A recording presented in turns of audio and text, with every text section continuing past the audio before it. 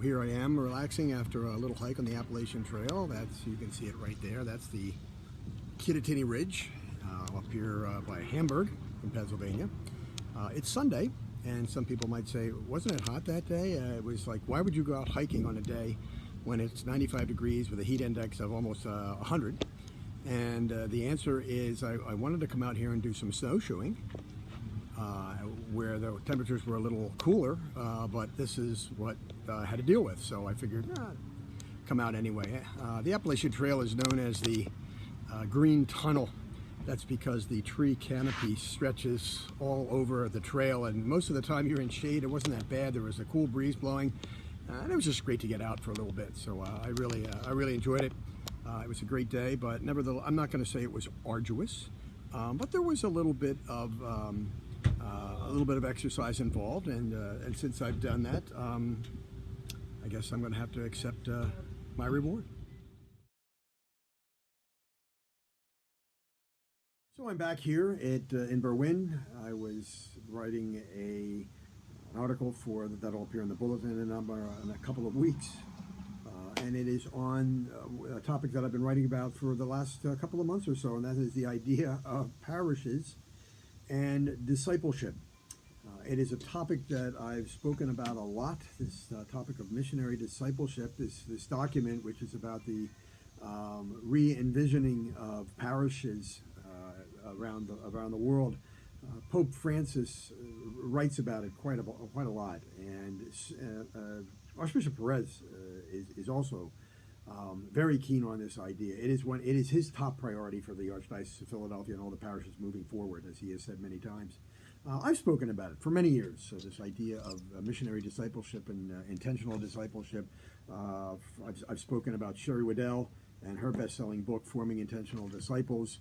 We had her in, along with the Catherine of Siena Institute, several times here, trying to determine what are our charisms, because when you know what your charism is, you know what the Lord is calling you to do in terms of exercising that charism. And she's written other books as well, Becoming a Parish of Missionary Discipleship, Fruitful Discipleship, etc. Other people have written on the topic. Curtis Martin, who is the founder of Focus, the Fellowship of Catholic University Students. These are students who go out on a campus for 2 years or 4 years as missionaries and try and evangelize the people on that campus, on a particular campus where they are signed. Lisi Torres has been with Focus for a number of years, our own parishioner. The bishops have written about it in their pamphlet, Living as Missionary Disciples, a resource for evangelization. And no less than the Holy Father. He's written a book, Reflections on his walk with Christ and others, called The Joy of Discipleship.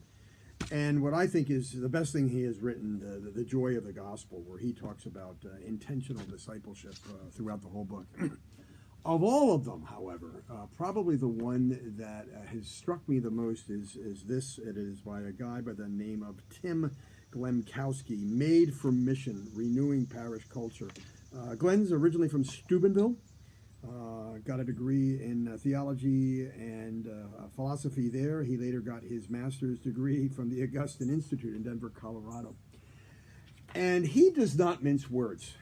As he looks around the country, he says, I see 4 kinds of parishes. I see dying parishes, I see declining parishes, I see swelling parishes, and I see growing parishes. A dying parish is basically a parish that is probably going to close within the next couple of years. For the most part, these are found in inner cities or in city cultural centers, the Italian neighborhood, the former Italian neighborhoods, Polish neighborhoods, et cetera, where they built these massive churches to accommodate the incoming population of immigrants, and the landscape has changed, and so they just do not have the resources of the people anymore. His third one are what he calls swelling churches. These are churches in suburbs that are massive, lots of resources, extremely active, but he says the danger is activity is not discipleship. And these parishes look like they're tremendous and active and vibrant, but are they really treating people and are they really teaching people how to accompany others on their road and their relationship with Jesus Christ?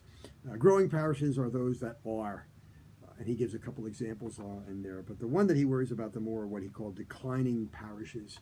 They look fine. They're not. That doesn't look like they're going to close in a year or two. But he says if you look at them, you will see that they're slowly going like this. And the one thing that they have not done, they are not building discipleships for the next generation in any particular demographic, whether it's be children, whether it's been teenagers, young adults, adults, etc., etc. It's a real siren call. And what I'm going to do is I'm going to, on my blog, I'm going to put a link to a test that he says to say, this is how you can tell if you are a growing parish, a declining parish, et cetera, et cetera. I think it's pretty interesting. I'd say go on my website, take the exam, and there were the tests, and see where you think St. Monica rates. I'm not gonna tell you what I think about it, but I think it's something that as we start doing these focus groups and start looking about what it is that the Holy Spirit is calling us to be and what the Holy Spirit is calling us to do, this idea of mission, reaching out, helping others, accompanying others on their journey to Jesus Christ is going to be really critical if St. Monica is really going to be an incredibly growing and vibrant parish in the future. Just some food for thought, and take a look at what I write, and I'd be interested naturally to talk to you and see what you think as well. God bless.